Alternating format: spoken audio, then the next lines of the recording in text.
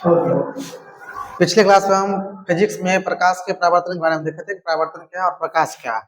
प्रकाश क्या है, परावर्तन क्या है, परावर्तन का नियम समझे थे। आज हम देखेंगे कि प्रकाश का अपवर्तन क्या है और अपवर्तन का नियम क्या है। तो अपवर्तन जो होता है, अपवर्तन के लिए प्रकाश जो होता है किसी दो माध्यम, यानी कि जब एक माध्यम से प्रकाश दूसरे माध्यम में प्रवेश करेगी तो अपना रास्ता थोड़ा बट जाती है, मतलब हट जाता है, मुड़ जाता है, या उसी को बोलते हैं हम लोग विचलित हो जाता है। तो जो विचलित होगा उसी घटना हम लोग बोलते हैं प्रकाश का अपवर्तन, यानी कि एक विरल माध्यम होगा और एक सघन माध्यम होगा। जब प्रकाश के विरल माध्यम से सघन माध्यम में प्रवेश करती है तो अपना रास्ता बदल देता है। तो जो रास्ता बदल देता है उसी को हम लोग क्या बोलते हैं, प्रकाश का अपवर्तन बोलेंगे। प्रकाश अपवर्तन का दो नियम होता है। तो हम पहले प्रकाश का अपवर्तन का एक परिभाषा देखते हैं। हम उसको लिखे हैं कि जब प्रकाश एक पारदर्शी माध्यम से, पारदर्शी मतलब जो प्रकाश आर पार हो जाए, प्रकाश एक पारदर्शी माध्यम से दूसरे पारदर्शी माध्यम में जाती है तो अपने पथ से मतलब रास्ता से थोड़ा विचलित अर्थात मुड़ जाती है। हम लिखे हैं विचलित मतलब मुड़ जाती है। तो इस प्रकार मुड़ने की क्रिया को प्रकाश का अपवर्तन कहते हैं। हम क्या लिखे हैं, क्या बताए कि जब प्रकाश की किरण होगा, माध्यम दो होगा, यानी कि एक विरल माध्यम एक सघन माध्यम होगा। जब विरल माध्यम से सघन माध्यम में जाएगा तो अपने पथ से मतलब अपना रास्ता बदल जाती है। तो जो रास्ता बदल जाती है उसी को हम लोग क्या बोलेंगे, प्रकाश का अपवर्तन बोलेंगे। उसी को हम यहाँ लिखे। अब देखते हैं, यहाँ देखते हैं, फिगर समझते हैं। एक फिगर यहाँ लिए हैं, एक माध्यम ले लिए हवा, हवा को लिख लिए विरल माध्यम।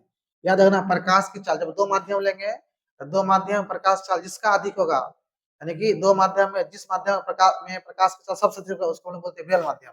जिसका अधिक होगा उसको बोलेंगे विरल माध्यम, जिसका कम होगा उसको क्या बोलेंगे हम लोग, सघन माध्यम बोलते हैं। हम यहाँ हवा और कांच की तुलना कर रहे हैं। तो प्रकाश की सॉरी हवा में प्रकाश की चाल कितनी होती है, हवा में या निर्वात में जो होती है प्रकाश चाल होता है 3 लाख ना। तो हम यहाँ लिखे हैं विरल माध्यम, विरल माध्यम यानी कि हवा में, और इधर लिखे हैं सघन माध्यम यानी कि कांच। दो माध्यम ले लिया, एक ये माध्यम है उधर हवा का, एक इधर है कांच का।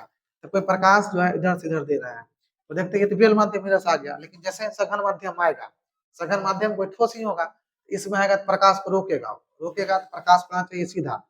यहाँ से प्रकाश प्रवेश किया तो इसको आना चाहिए इधर, लेकिन प्रकाश क्या आ रहा है, इधर मुड़ रहा है। यही मुड़ने की जो घटना है इसे हम लोग बोलेंगे, क्या बोलेंगे, प्रकाश का अपवर्तन बोलेंगे। ठीक है ना। हम क्या बोलेंगे इसको, प्रकाश का अपवर्तन बोलेंगे। इससे दो नियम बनता है। हम क्या लिखे हैं, आपतित किरण, ये दे दिए आपतित किरण हो गया। दूसरा होगा अपवर्तित किरण, जैसा यहाँ इधर आया प्रवेश किया मुड़ गया, इसको क्या बोलेंगे, आने वाली को अपवर्तित किरण। तथा आपतन बिंदु, ये आपतन बिंदु हो गया, ये नॉर्मल अभिलंब हो गया। हम क्या लिखे, आपतित किरण, अपवर्तित किरण तथा आपतन बिंदु पर डाला गया लंब, डाला गया लंब, तीनों एक ही तल में होते हैं। यहाँ देखो आपतित किरण अपवर्तित किरण तथा ये आपतन बिंदु है, इस पर एक लंब डाल दिए, डाला गया लंब तीनों क्या होगा, एक ही तल में और एक ही दिशा में होगा। तो यहाँ दूसरा आ जाएगा, प्रकाश के एक विशेष रंग के लिए, प्रकाश के एक विशेष रंग के लिए आपतन कोण की जया तथा अपवर्तन कोण की जया का अनुपात एक नियतांक होता है, अर्थात अर्थात साइन आई बटे साइन आर बराबर, यानी कि बराबर साइन आई बटा साइन आर होता है। इसी म्यू को बोला जाता है स्नेल का नियम। जहां लिखेंगे, जहां म्यू एक नियतांक है, जहां म्यू एक नियतांक है जिसे जिसे स्नेल का नियम कहा जाता है, स्नेल का नियम कहा जाता है। अगर पूछेगा स्नेल का नियम क्या है, ये प्रकाश अपवर्तन का दूसरा नियम लिख देंगे, इसे को बोलते हैं स्नेल का नियम। पूछेगा स्नेल के नियम का समीकरण क्या आता है, लिखेंगे म्यू बराबर साइन आई बटा साइन आर, ये स्नेल के नियम का समीकरण है। कहीं कहीं म्यू का बदला एन भी दिया जाता है, एन बराबर देता है साइन आई बटा साइन आर। अब हम देखते हैं कि अपवर्तन कारण घटने वाली घटनाएं क्या क्या होती है। हम लिखे हैं प्रकाश के अपवर्तन कारण होने वाली कुछ घटनाएं। क्वेश्चन पूछ देगा कि आकाश में तारे टिमटिमाते हैं, प्रकाश के अपवर्तन के कारण। देखो अपवर्तन के लिए वायुमंडल में धूल कण होना बहुत जरूरी है। जब तक धूल कण नहीं होगा प्रकाश का अपवर्तन नहीं होगा। अगर पूछ देगा अपवर्तन किस पर निर्भर करता है, तो धूल कण पर। धूल कण से ही वायुमंडलीय ऊपर नीचे दिखाई पड़ता है, जिससे हम लोग देखते हैं क्या कि तारे टिमटिमाते हुए नजर आता है। तो यहाँ पे लिखे हैं आकाश में तारे का टिमटिमाना किसके कारण होता है, अपवर्तन कारण। सूर्योदय से पहले सूर्य का दिखाई पड़ना, ये भी किसके कारण होता है, अपवर्तन कारण। पानी में रखी हुई छड़ी को टेढ़ी दिखाई पड़ना, ये भी किससे कारण होता है, प्रकाश का अपवर्तन कारण। यानी कि पानी में जो छड़ी रख देंगे, बाल्टी भर करके उसमें रखेंगे तो लगता है हमको उसमें टेढ़ी होल है, तो वो किससे कारण होता है, अपवर्तन कारण होता है। रियल वो टेढ़ी होता नहीं है। दूसरा होता है पानी से भरी बाल्टी में सिक्के रखने पर सिक्का ऊपर ऊपर उठा हुआ प्रतीत होना, यानी कि जब भरी बाल्टी रहेगी उसके ऊपर सिक्का रख देंगे तो सिक्का लगेगा पंदी से ऊपर उठा हुआ है, किससे कारण होता है ये, अपवर्तन के कारण होता है। अब हम लोग देखते हैं अपवर्तनांक क्या होता है। अभी लिखे हैं अपवर्तनांक क्या, अपवर्तनांक, अपवर्तनांक मतलब होते हैं निर्वात में प्रकाश की चाल तथा उस माध्यम में, कहने का मतलब निर्वात में प्रकाश चाल और जिस माध्यम पूछेगा उस माध्यम में प्रकाश की चाल के अनुपात, चाल के अनुपात को अपवर्तनांक कहते हैं। अपवर्तनांक का बहुत सारा फॉर्मूला होता है, अपवर्तनांक निकालने का फॉर्मूला बहुत सारा है। पहले लिखेंगे अपवर्तनांक बराबर हो गया फॉर्मूला वास्तविक गहराई बटा अवास्तविक गहराई। अगर कह देगा अपवर्तनांक को किस चीज से सूचित किया जाता है, तो अपवर्तनांक सूचित किया जाता है म्यू से। पूछेगा अपवर्तनांक का समीकरण क्या होता है, तो हम लिखे यहाँ पर v बराबर साइन ए बटा साइन आर। इसी पर किसी भी चीज का अपवर्तनांक निकालेंगे। जैसे अगर हमको कह देगा कि कांच का अपवर्तनांक क्या होता है, पानी का अपवर्तनांक कितना होता है, जैसे हमको क्या कहा कांच का अपवर्तनांक, और कह देगा कांच का अपवर्तनांक निकालना है, कांच का अपवर्तनांक। तो कांच का अपवर्तनांक के लिए क्या करेंगे, हम लिखेंगे निर्वात में प्रकाश की चाल, निर्वात में प्रकाश की चाल, और बट्टा हो जाएगा जिस माध्यम में, तो किस माध्यम में, कांच में, तो कांच में प्रकाश की चाल, कांच में प्रकाश की चाल, यानी कि जिसका अपवर्तनांक पूछेगा उसको हमेशा बट्टा में रखेंगे और ऊपर हमेशा किसका रखेंगे, प्रकाश चाल रखेंगे। तो प्रकाश चाल कितना होता है, 3 गुणिया 10 पावर 8 मीटर पर सेकंड होता है। और कांच में प्रकाश चाल कितना होता है, 2 गुणिया 10 पावर 8 मीटर पर सेकंड होता है। मीटर पर सेकंड, मीटर पर सेकंड कैंसिल, 8 से 8 कैंसिल हो जाएगा ना, बच गया 3/2, यहाँ बच जाएगा कितना, 3/2 होगा। इसमें भाग कितना देगा 1.5, ये मेरा निकल जाएगा कांच का अपवर्तनांक। तो कांच का जब भी अपवर्तनांक पूछेगा तो अपवर्तनांक निकालने के लिए हम एक फॉर्मूला लगाएंगे, और कहीं पूछेगा अपवर्तनांक का समीकरण क्या आता है तो ये बता देंगे, क्योंकि ऑब्जेक्टिव में क्वेश्चन जरूर रहता है और ऑब्जेक्टिव में ये पूछेगा कि कांच का अपवर्तनांक कितना होता है। तो तुम लोग क्या करना कि आप क्वेश्चन लिखते हैं जल का अपवर्तनांक कितना होता है, तो जल का अपवर्तनांक लिख के हमको बताना कितना, जल का अपवर्तनांक, जल का अपवर्तनांक ये बताना है तुम लोग को कि ये कितना होता है। इसको इसी पर निकाल करके और बना करके बताना कि जल का अपवर्तनांक कितना होता है। अब हम देखते हैं क्रांतिक कोण क्या होता है। क्रांतिक कोण कहने का मतलब होगा ये एक माध्यम लेते हैं, एक सघन माध्यम एक बेल माध्यम लिए। जब प्रकाश के सघन माध्यम से बेल माध्यम जैसे प्रवेश करेगा, सघन से बेल माध्यम में अपवर्तित होगा, हम लिखे यहाँ पर कि जब प्रकाश की किरण सघन माध्यम से बेल माध्यम में जाती है तो अपवर्तन कोण का मान कितना होगा, 90 डिग्री होगा। यानी कि जब सघन से बेल माध्यम प्रवेश करना चाहेगी तो जैसे ही बेल माध्यम में अपवर्तन कोण का मान 90 डिग्री बन जाएगा तो उसे हम लोग क्या बोलेंगे, क्रांतिक कोण बोलेंगे। और क्रांतिक कोण को बोलते हैं म्यू बराबर 1/sin c होता है, और क्रांतिक कोण नियत होता है। अब यहाँ पर हम लिख दिए उसी को कि जब प्रकाश की किरण सघन माध्यम से बेल माध्यम में जाती है तो अपवर्तन कोण का मान 90 डिग्री हो जाता है, उसे क्या बोलते हैं, क्रांतिक कोण बोलते हैं। ठीक है, ये फिगर है, ये हो गया सघन माध्यम, हो जाएगा बेल माध्यम। इस माध्यम से जैसे प्रकाश गुजरा तो क्या करेगा, ये बेल माध्यम में जाना चाहेगा, लेकिन जैसे ही जाएगा तो वहाँ पे कितना कोण बनेगा, 90 डिग्री कोण बन जाएगा। जैसे 90 डिग्री कोण बनेगा उसी को हम लोग क्या बोलेंगे, क्रांतिक कोण बोलेंगे। अब हम आप लिखे हैं पानी का क्रांतिक कोण कितना होता है, 48 डिग्री होगा। हीरा क्रांतिक कोण 24 डिग्री, और पूछेगा हीरा का अपवर्तनांक कितना होता है, 2.42 होता है, एकदम बेबिया है, ऑब्जेक्टिव में रहेगा ही रहेगा ये। अब हीरा का अपवर्तनांक अगर पूछ देगा 2.42 होता है, और क्रांतिक कोण पूछेगा 24 डिग्री होता है, और पानी का पूछेगा क्रांतिक कोण कितना होता है, 48 डिग्री होता है। एग्जाम में पूछता है हीरा का अपवर्तनांक और हीरा क्रांतिक कोण, निश्चित है इसको अच्छा से याद कर लेना। ठीक है, अब देखते हैं कि प्रकाश का पूर्ण आंतरिक परावर्तन क्या है। पूर्ण आंतरिक परावर्तन क्या होता है कि जब आपतन कोण का मान, आपतन कोण का मान क्रांतिक कोण से अधिक हो, यानी जब आपतन कोण का मान क्रांतिक कोण से अधिक हो जाता है तो प्रकाश बेल माध्यम में नहीं जाता है, और क्या होता है, परावर्तित होकर संपूर्ण प्रकाश सघन माध्यम में लौट जाती है। यानी कि जब आपतन कोण का मान क्रांतिक कोण से अधिक हो जाए तो प्रकाश बेल माध्यम में नहीं जाकर के कहाँ चला जाता है, सघन माध्यम में। इस घटना को हम लोग क्या बोलेंगे, पूर्ण आंतरिक परावर्तन बोलते हैं। पूर्ण आंतरिक परावर्तन के लिए दो शर्त होता है, पूछेगा ना पूर्ण आंतरिक परावर्तन के लिए दो आवश्यक शर्तों को लिखे। आवश्यक शर्त दो होता है कि आपतन कोण का मान क्रांतिक कोण से क्या होता है, अधिक होना चाहिए, तभी पूर्ण आंतरिक परावर्तन बनेगा। दूसरा आता है प्रकाश को सघन माध्यम से बेल माध्यम की ओर चलना चाहिए। प्रकाश जब भी चलेगा कहाँ चलेगा, सघन माध्यम से बेल माध्यम की ओर चलेगा, तब वो क्या होगा, इसका आवश्यक शर्त है, तो क्रांतिक कोण के लिए पालन करेगा।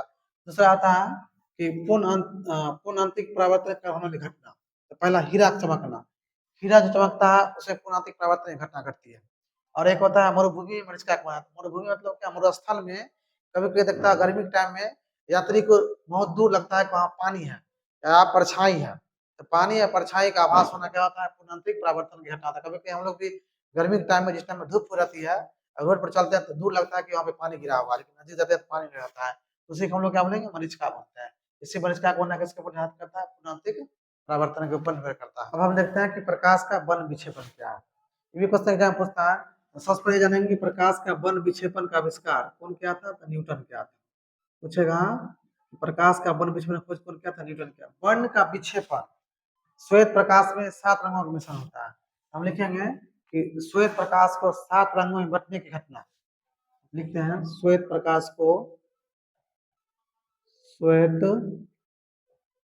प्रकाश को 7 रंगों में, 7 रंगों में बंटने की घटना, बंटने की घटना को वर्ण विक्षेपण कहते हैं। वर्ण विक्षेपण कहते हैं।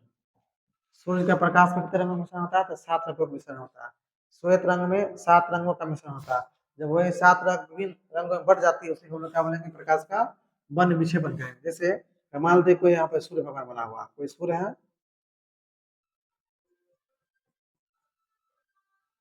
और एक प्रिज्म पर पड़ा। प्रिज्म कब बनेगा? जब वर्षा होता है। प्रिज्म से कब बनता है? जब वर्षा होता है। कोई प्रिज्म पड़ेगा, यहाँ से प्रिज्म पड़ा, ये क्या करेगा? ये 7 रंग में बांट देगा। यहाँ से क्या करेगा? 7 रंग में ये बना देगा। 1 2 3 4 5 6 हो गया, एक और लिखते हैं 7। ये 7 रंग में बांट दिया श्वेत प्रकाश को। जैसे श्वेत प्रकाश 7 रंग में बटेगा, हम लोग क्या बोलते हैं? वन विक्षेपण। वन विक्षेपण में सबसे ऊपर जो होगा वो होता है बैगनी रंग। बैगनी सबसे ऊपर बैगनी होगा, नीचे होगा लाल, और बीच में हो जाएगा हरा रंग। तो पूछेगा कि प्रकाश के वन विक्षेपण में सबसे ऊपर कौन रंग होता है? जैसे इसी को हम लोग बोलते हैं इंद्रधनुष भी होता है। इंद्रधनुष का परिभाषा अलग होता है। तो सबसे ऊपर हो जाएगा बैगनी, नीचे हो जाएगा लाल, ऊपर हो जाएगा हरा। अब यहाँ क्वेश्चन बनेगा कि सबसे अधिक किस रंग का तैंध्रज होता है? तो तैंध्रज की चर्चा करेगा तो याद रखना, और व्यक्ति लाल की होता है सबसे अधिक, और सबसे कम की बोलेगी हो जाएगा यहाँ बैगनी का। और एक चीज और, इसका शॉर्ट नाम जो होता है, शॉर्ट नाम वो होता है 7 रंग याद करने का, बैजानी पीनाला। 22 हो जाएगा बैगनी, जास हो जाएगा जामुनी, नीस हो जाएगा नीला, हरा छोड़ दिए, इसको हरा हो जाएगा। पहले नीला तब हरा। इधर जगह नीला और एक हो जाएगा हरा। पीस हो जाएगा पीला, नाश हो जाएगा नारंगी, और लाश हो जाएगा लाल। श्वेत प्रकाश में 7 रंग होता है। 7 रंगों का नाम याद करने का शॉर्ट ट्रिक होता है बैजानी पीनाला। बै से बैगनी, जा से जामुनी, नी से नीला, और से हरा, पी से पीला, ना से नारंगी, और लाल लाल। यहाँ पर भी देखो 3 मीटर बांटेगा, 3 मीटर बांटेगा, बीच में कौन सा रंग बचेगा? हरा हो जाएगा। बीच का रंग पूछेगा, हरा हो जाएगा। अब यहाँ पूछेगा किस रंग का तैंध? ये देखो इसका अपवर्तनांक सबसे अधिक होता है। बैगनी का अपवर्तनांक, अपवर्तनांक सबसे अधिक होता है किसका? बैगनी का। इसका तरंगदैर्घ्य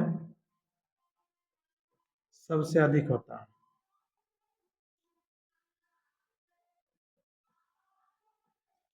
इसका विचलन सबसे अधिक होता है। विचलन सबसे अधिक होता है।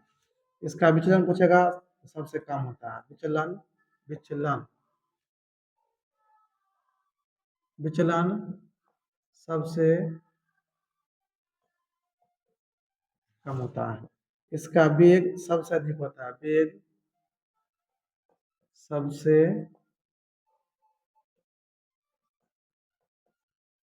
अधिक होता है। वो देख कभी किस रंग का तैंधैर्घ्य सबसे अधिक होता है? तो लाल का। और किस रंग का तैंधैर्घ्य सबसे कम होता है? बैगनी का। आप लिखते हैं इसका तैंधैर्घ्य सबसे कम होता है। इस टाइप का क्वेश्चन पूछता है किस रंग का अपवर्तनांक अधिक होता है, किस रंग का तैंधैर्घ्य सबसे अधिक होगा, किस रंग का वेग सबसे अधिक होता है, इस टाइप का क्वेश्चन पूछता है। तो ये हम समझते हैं कि प्रकाश का वन विक्षेपण क्या है। वन विक्षेपण याद रखना है कि श्वेत रंग होता है और श्वेत रंग को 7 रंग जो बढ़ जाएगा उसी को हम क्या बोलेंगे, वन विक्षेपण कहेंगे। उसको एक डायग्राम के तहत इस तरह हम दर्शा देंगे, इस तरह इसको बना करके दर्शा देंगे, और अगर पूछेगा अपवर्तनांक किसके अधिक, तो ये सब हम लिख देंगे।